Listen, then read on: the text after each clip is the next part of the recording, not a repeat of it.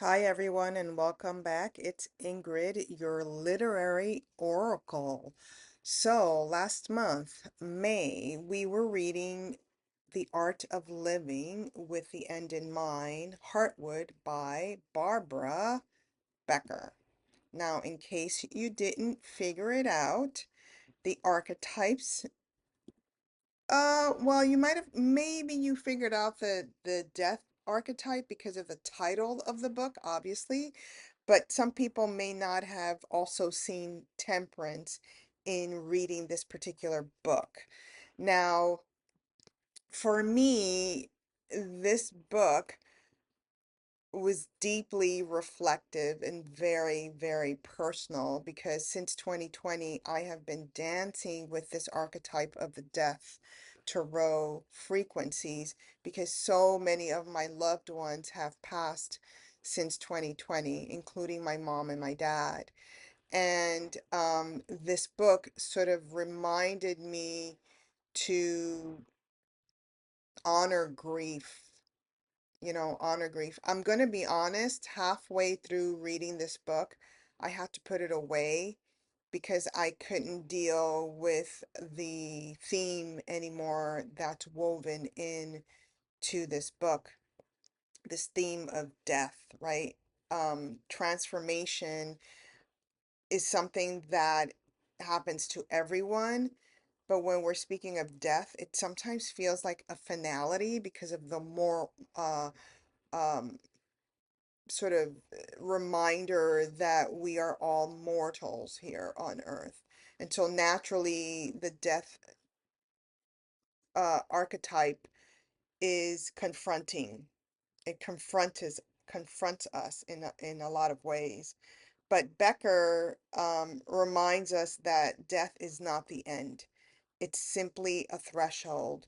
And in her stories of her friends passing, of loved ones passing, etc., of her own mortality, she really miraculously, for me, embodied the death archetypes lessons, which is not only to surrender and to allow the transformation, but to be in the still point.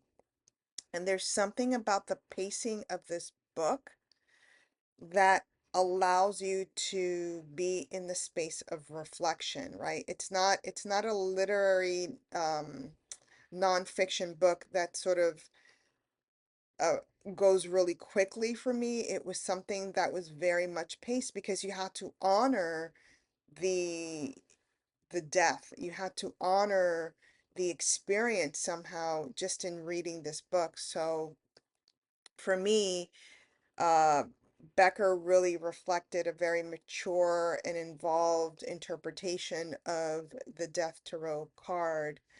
Um, not only as an expression of release of renewal, which you can see here with the archetypes that I showed you. These are the Arc En Ciel Tarot decks that I've shown you here on the screen, but also the remembrance that it's imperative that we be in the space of stillness when we are going through the grieving process. And one thing I can tell you again, from my own personal experience, is that when death appears, death does leave a gift, but you have to be super still. You have to be very reflective when this occurs in your life. Otherwise, you will miss it. I missed it for my dad, my dog, my elder aunties, for everyone, except when my mom passed, I was super, super still, and I was able to see the gift. And you can go back and be in reverence of death.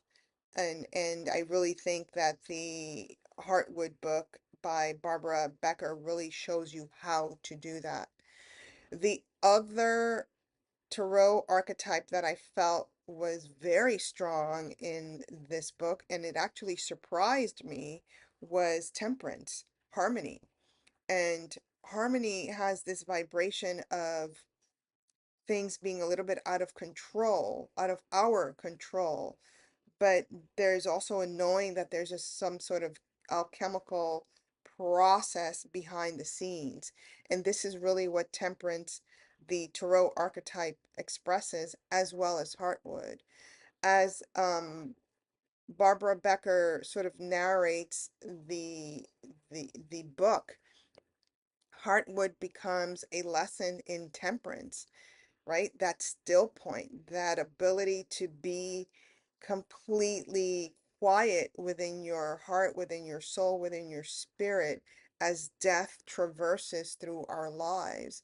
And temperance is really the art of balancing life and death. It's about balancing the joy and sorrow. It's about holding on and letting go.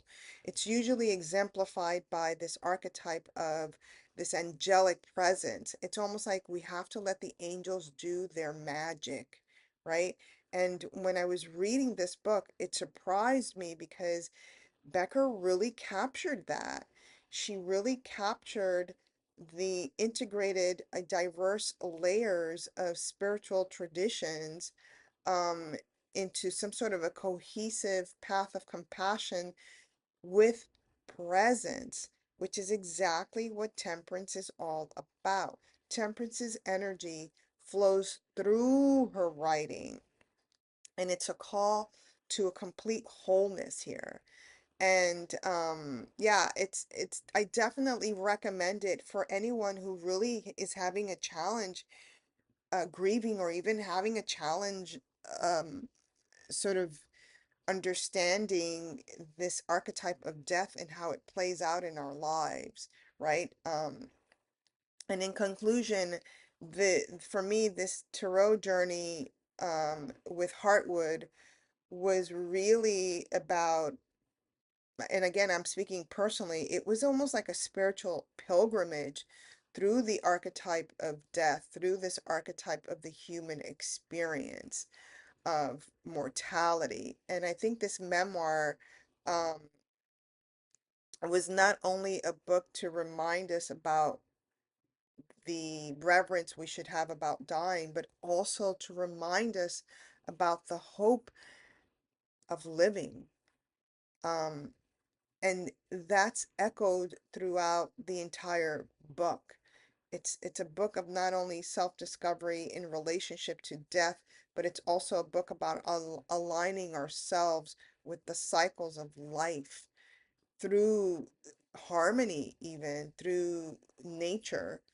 Um, and it was just really powerful, and I hope you, if you haven't read it already, I hope you read it, and you're really going to understand fully these two archetypes, to death and temperance, in reading this book.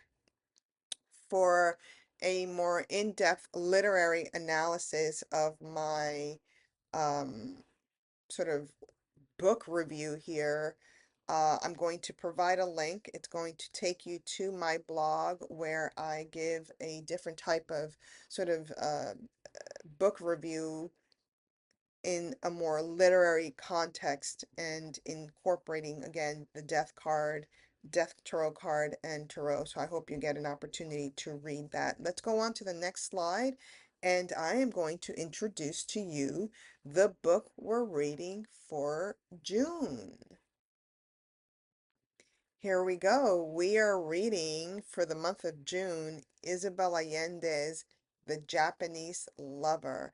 This is, again, I shared with you that this is part me teaching you a little bit of tarot, and this is also part me reading some books that I've had on my shelf that I've never read and I purchased. So yeah, this is the next one that I kind of want to read with all of you, and let's see what tarot archetypes show up. Again, it's just a coincidence that the last book sort of hinted at what the archetype is, and I think you can figure out what the archetype may be for this book, but I'm sure there are others. This one, unlike the one we just read, Heartwood, this one is a fiction book. It is not a memoir. And yeah, let's see what this novel has to share with us about tarot. All right, I'll see you and chat with you next month. Bye.